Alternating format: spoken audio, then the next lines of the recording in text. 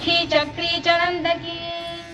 श्रीमान् नारायणो विष्णुर्वासुदेवोऽभिरक्षतु वनमाली गरीशाङ्गी शंखी चक्री च नंदकी श्रीमान् नारायणो विष्णुर्वासुदेवोऽभिरक्षतु इतीदं कीर्तनीयस्य केशवस्य महात्मनः नाम्नां सहस्रं दिव्यानामशेषेण प्रकीर्तितम् य इदं शृणुयात् नित्यं यश्चापि परिकीर्तयेत् नाशुभं प्राप्नुयात् किञ्चित् सोमुत्प्रेह च मानवः वेदान्तको ब्राह्मणः स्यात् क्षत्रियो विजयी भवेत्